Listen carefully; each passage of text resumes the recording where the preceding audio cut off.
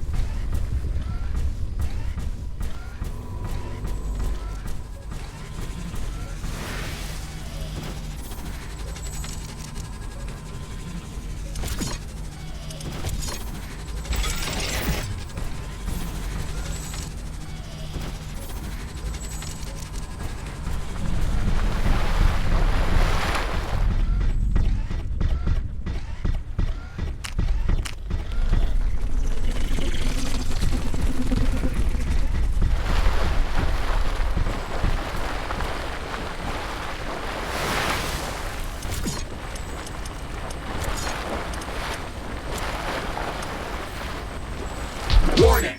An aggressive horde is amassing near our base. Prepare to defend our base.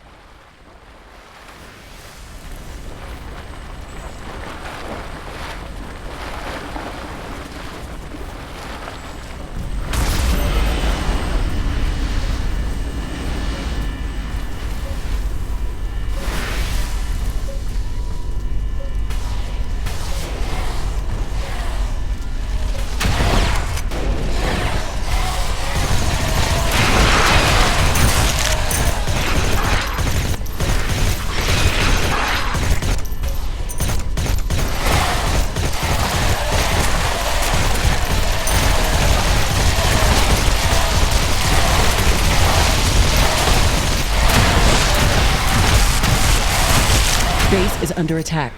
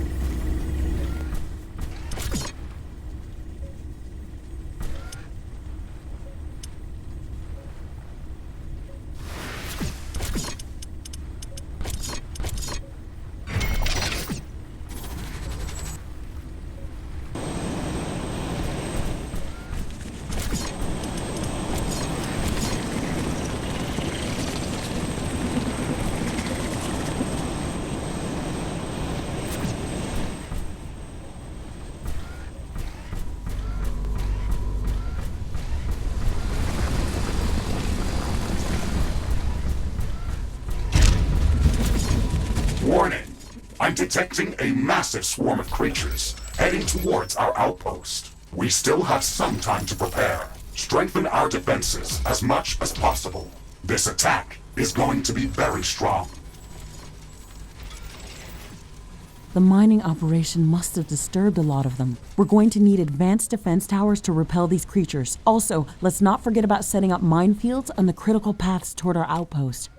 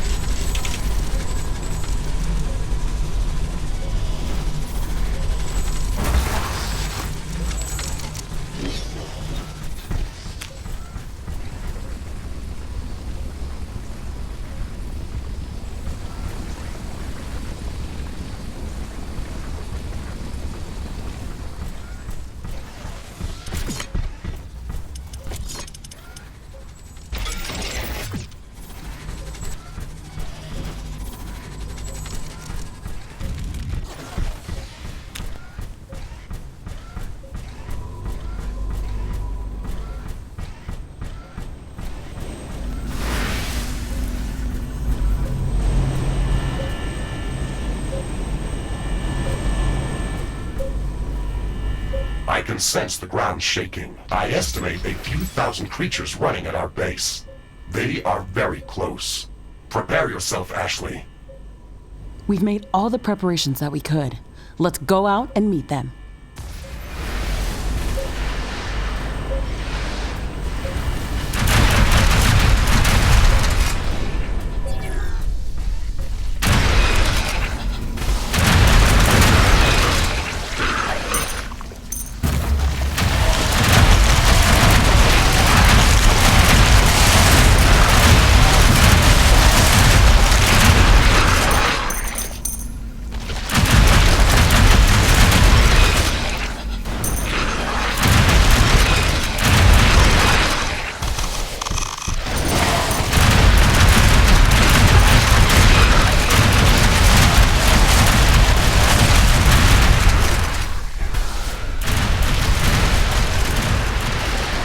Base is under attack.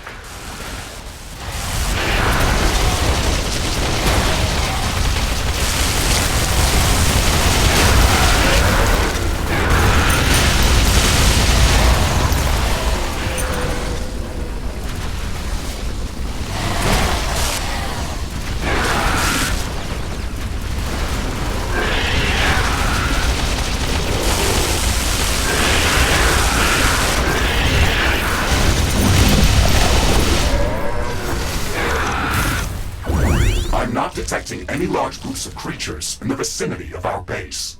We fended off the attack. Nothing is easy in this place. Intense heat, volcanic rock.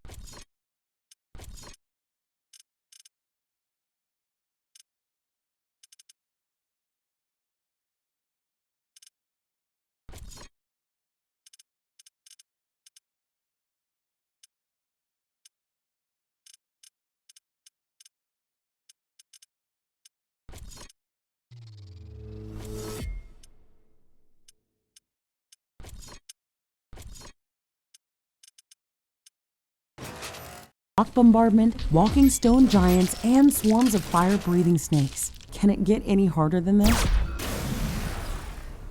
We have gathered enough titanium to construct the quantum gate stabilizer. We should return to HQ to start the construction process. This outpost will remain as a permanent base of operations. We can even build up more mines and factories here to boost our economy.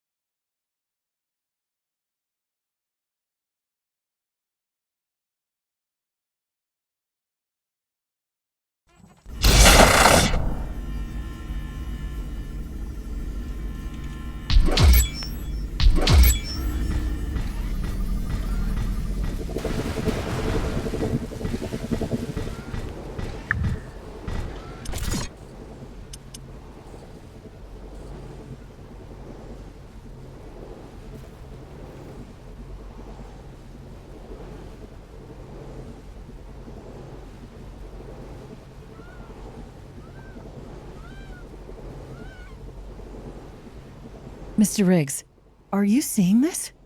The entire horizon is turning purple.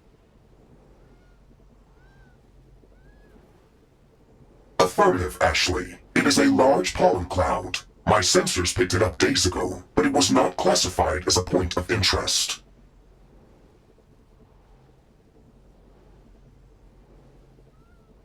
How big is this cloud? Where is it coming from?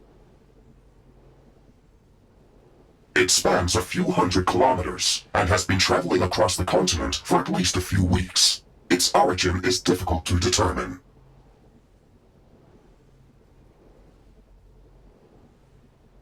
It must be coming from afar. None of the flora species that we've seen in this region could produce such amounts of pollen.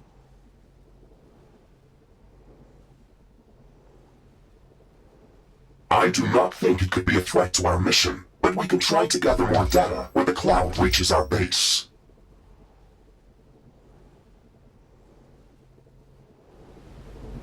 Quantum gate stabilizer construction in progress.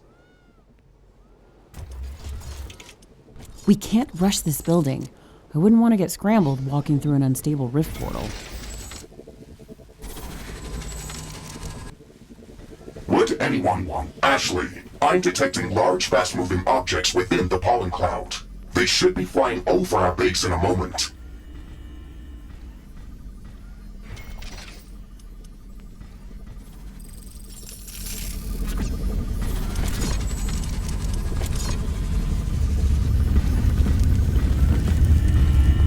Well, that certainly didn't look like pollen.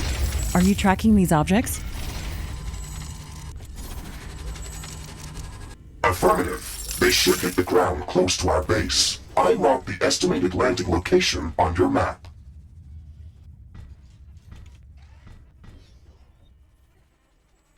Okay, let's see what it is.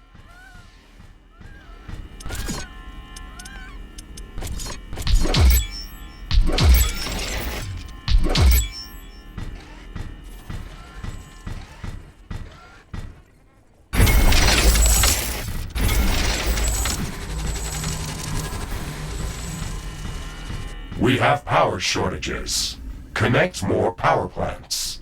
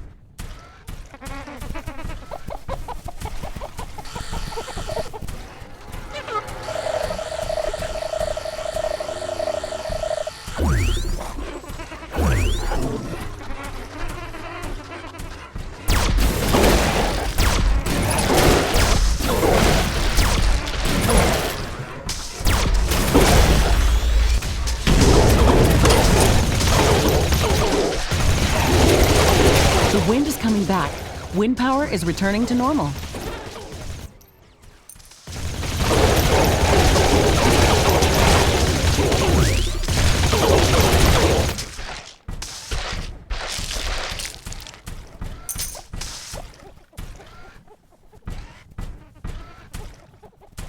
Look at this strange vegetation.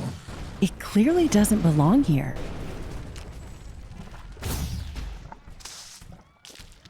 This area must have been contaminated by one of those flying spores. It must be the source of this growth.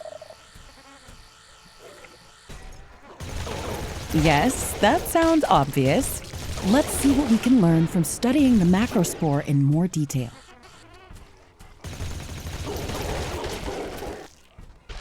We have to take a larger piece of this object and bring it to our alien laboratory to study it. A small sample will not be enough.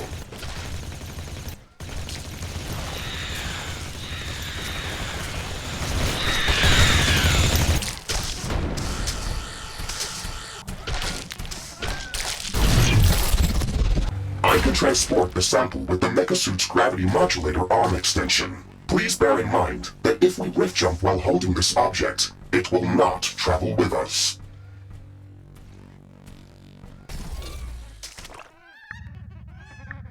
Okay, let's take a walk then.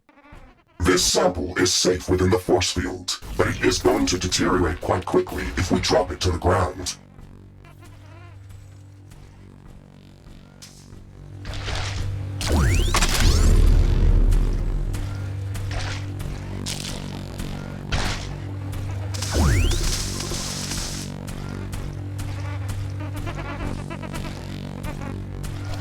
Ashley, are you interested in this object out of pure scientific curiosity? Or are you seriously worried that it could pose a real threat?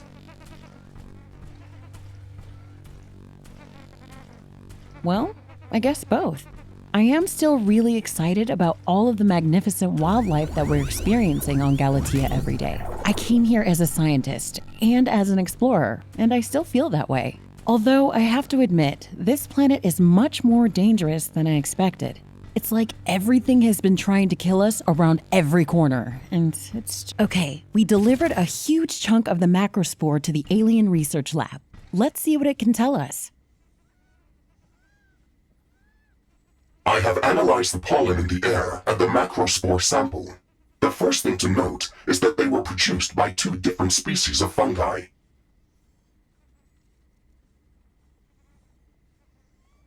That's interesting. The fungi that produce those gigantic flying spores would have to be enormous. And the amount of biomass in that cloud is also quite astounding.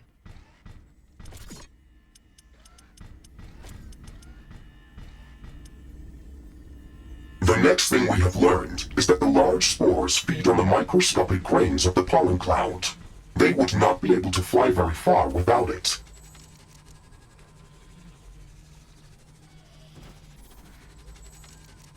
An intriguing pair